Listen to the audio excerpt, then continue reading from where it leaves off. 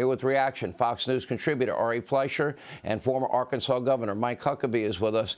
Governor Huckabee, isn't that nice to have milk and cookies and big font like that, preparing for the big day? How do you explain the balloon that was able to go from Alaska to Idaho to Montana to Kansas, Missouri, all across the eastern seaboard? How do you explain that? Couple of things you got to note, Sean. First of all, that milk and cookies, that's being set out because Joe really at first thought that big balloon was Santa Claus, and he wanted to leave something out for him. He just thought he was coming a little later than normal. I'm laughing. You're funny, but this is embarrassing and humiliating for our country. It's not funny. Well, you're funny, but it's not funny. No, it isn't. But you got to laugh. You got to laugh to keep from crying. And I have it on good authority that the reason that Joe Biden did not order that shot down over Montana was because he was a whole lot more afraid of Beth Dutton than he was of anything that the Chinese could do to him. So that's why he just let it go all the way until it got to the Atlantic Ocean. She may be the greatest. Sean, yeah. She may be the greatest character ever made in television, but go ahead.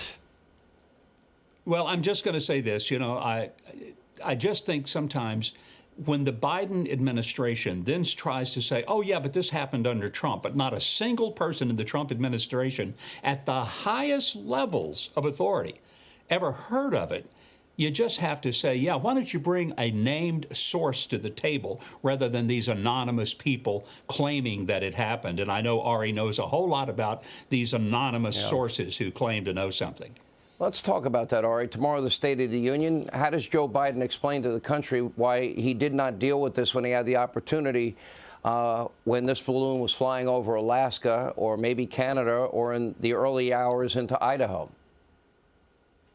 Oh, he's going to blip right over this, Sean. He's not going to frame it like that. He won't share with the American people what really took place and how it hovered over America and those military installations. He's going to say, I shot it down. And then all the Democrats will stand up and applaud, and then he'll go on to his next blow smoke line.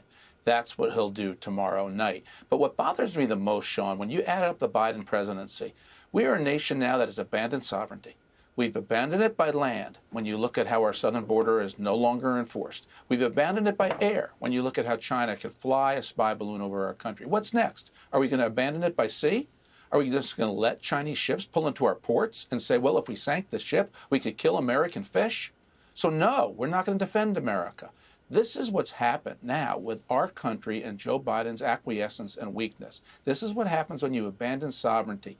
Borders are important, sending a signal to the world that you cannot violate America's sovereignty or our borders. If you do, we will take immediate action. Is what stops nations from messing with your border. That's the type of president we need. Is there anything that either one of you believe that Joe Biden can say tomorrow that will instill confidence either on foreign policy or the economy? Governor, you first. Yeah, I think if he says, I will hereby resign the office by noon Thursday, that might be the only thing that he could possibly do. But look, his numbers are so underwater, Sean, it's not even close to being anything other than tragic. 73% of the people of the country think we're on the wrong track. Only 37% of Democrats want him to run again. Sean, let me put it bluntly. There are more Democrats that want me to run again than want him to run again. And that's pretty significant. Anything you can say, Ari?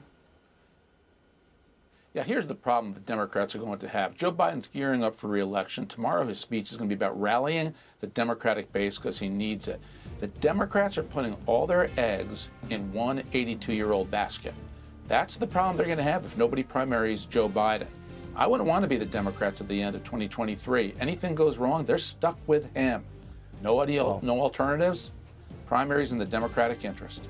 Well, I want to warn Republicans, and I will warn them often. They better get in the ballot harvesting game, the legal ballot harvesting game, the way the Democrats are. That's number one. They better embrace early voting, voting by mail, and stop starting on Election Day by 500,000 votes down. I will say that now through November of 2024. That's got to end. They've got to play better. They got to play smarter when it comes to ballots. Hey, Sean Hannity here. Hey, click here to subscribe to Fox News YouTube page and catch our hottest interviews and most compelling analysis. You will not get it anywhere else.